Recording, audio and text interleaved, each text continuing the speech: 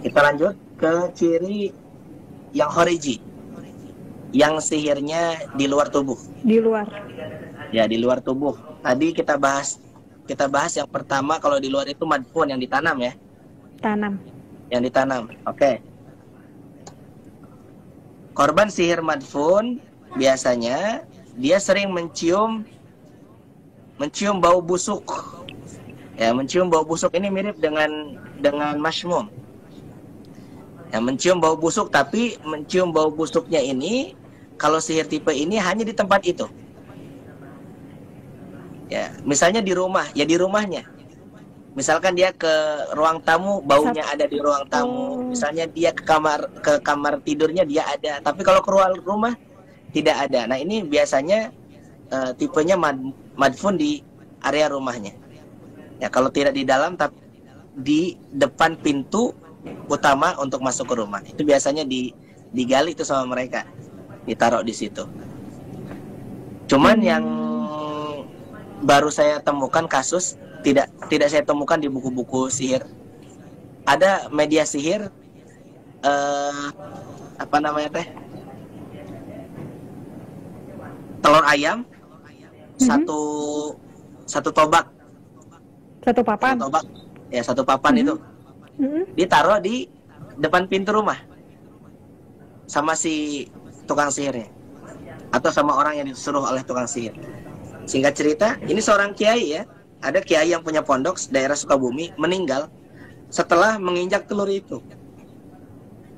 Jadi diketuk rumahnya, dibuka nggak ada orang, diketuk lagi, dibuka nggak ada orang, diketuk, dibuka nggak ada orang. Penasaran, keluarlah beliau. Pas keluar, telur-telurnya itu keinjak, meninggal di tempat. Nauzubillah min dzalik. Ini tipenya bukan madfun lagi ya, bukan yang ditanam. Ini nggak ditanam, dia nyata di atas tanah. Ya, jadi terinjak oleh beliau, qadarullah, meninggal. Ya, semoga Allah tempatkan beliau di surganya. Nah, ini lebih bahaya daripada madfun. Nah, biasanya madfun atau jenis buhul sihir yang di luar namanya marsyus atau yang ditaburkan, itu ditaburkannya di depan pintu rumah atau di jalan yang biasa kita lewati. Makanya tadi saya kasih caranya melacaknya dengan menyusuri rumah atau menyusuri jalan yang suka dilewati dengan sambil membaca Al-Quran. Nah, itu supaya terlacak. Begitu ya. Nah, ciri-cirinya selain yang tadi disebutkan, orang yang terkena sihir yang ditanam biasanya merasakan sakit dan kesemutan di separuh badannya. Semisal sakit bagian kiri dari ujung kepala hingga kaki disertai dengan kesemutan atau sebaliknya. Ya, setengah badan. Ini mirip dengan orang yang terkena penyakit ain. Ya, orang kena penyakit ain juga biasanya cirinya begitu. Suka suka kesemutan setengah badan. Selanjutnya, keluar keringat di separuh badan. Nah, kan ini mirip banget ini sama ain. Di selaku peruqyah, bagusnya jangan mudah menjat orang ini kena sihir ini. Bisa jadi dia kena ain, gitu ya. Selaku orang yang mau diruqyah juga, jangan sampai setelah disampaikan ciri-ciri orang yang terkena sihir, dia menyimpulkan duluan gitu kan. Sebelum peruqyah itu menyimpulkan, aduh Pak Ustadz, saya kayaknya kena sihir madfun deh gitu kan. Anda tahu dari mana? Ya, saya menyimak kajian Ustadz, misalkan begitu. Itu mah ngare riwah gitu kan. Itu apa ya? Bikin si peruqyah itu bingung dalam diagnosa, sehingga kalau salah diagnosa, salah pengobatan, ujung-ujungnya nggak akan sembuh. Gitu. Jadi jangan mudah menyimpulkan sebelum didiagnosa lebih dalam. Gitu ya. Baik.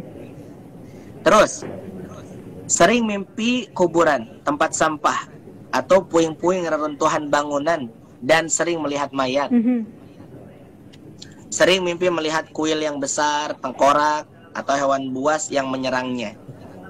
Nah, biasanya kalau di kasus di Indonesia ini, orang yang terkena madfun ini, dia merasa terkurung di satu tempat, biasanya di gua. Terkurung dia. Ini sebetulnya kalau kalau kita berpatokan ke ciri-ciri yang disebutkan para ulama, kalau tanpa didasari dengan ilmu itu bahaya. Bahayanya bukan bahaya yang merugikan ya. Artinya bahayanya ini salah dalam mendiagnosa. Kalau saya misalkan patokan yang tertulis atau kepada ciri-ciri yang saya sebutkan tadi ketika mendiagnosa pasien tanpa didiagnosa lebih dalam, itu nanti bakal salah kaprah. Karena ini mirip banget ciri-cirinya dengan ain atau apa, siruliroti. Siruliroti itu bahasa Indonesianya orang yang terkena jinasab. Ya, orang yang terkena jinasab itu biasanya mimpinya sama begitu. Mimpi terkurung di WC biasanya. Mimpi terkurung di sebuah rumah, itu biasanya orang yang terkena jinasab juga mengalami. Ini saya sebutkan bukan bermaksud untuk menakut-nakuti atau mengajak untuk menyimpulkan sebuah kasus yang terjadi. Tidak. Ini hanya menjadi wawasan kita aja. Ya, kalau benar alhamdulillah. Kalau belum benar ya namanya juga diagnosa lapangan. Sama-sama belajar kita. Kita lanjutkan. Tidak suka makan ikan lele secara mendadak. Nah, jadi salah satu pengobatannya adalah dengan makan ikan lele. Cara penyajiannya diawali dari ikan lele tersebut kita rendam dengan air ruqyah. Mau dicampur bumbu enggak masalah, ya. Campur bumbu, direndam dulu pakai air ruqyah. Mungkin bisa direndam sekitar setengah jam atau kalau bisa semalaman. Besoknya ketika mau besok paginya baru kita goreng. Misalkan nggak ada waktu atau susah untuk dapat mentahannya, ya beli yang sudah jadi. Cari tukang pecel lele gitu kan, beli lelenya, ngajikan ayat suci Al-Quran, bisa dibacakan ayat-ayat pembatal sihir, ya, atau bisa dibacakan ayat-ayat standar pada umumnya, Al-Fatihah, Ayatul Kursi, Al-Ikhlas, Al-Falaq, An-Nas juga bisa. Ditiupkan lalu dimakan dengan harapan mohon kepada Allah kesembuhan. Itu ya. Selanjutnya, tidak mimpi sama sekali setelah diserang sihir jenis ini. Jadi orang ini bisa jadi sering mimpi yang sudah disebutkan atau tidak ada Justru mimpi sama sekali. Justru nggak mimpi sama sekali. Artinya kan di sini sebetulnya ambigu kan. Sebetulnya kalau kita cross check lagi, kok bisa ya beliau menuliskan seperti ini. Artinya ini hanya diagnosa yang mana kita nggak boleh berpatokan hanya kepada diagnosa ini. Nah, kita harus cocokkan, kita gali lebih dalam dengan bertanya kepada korban atau pasien yang diruqyah. Kita lanjutkan.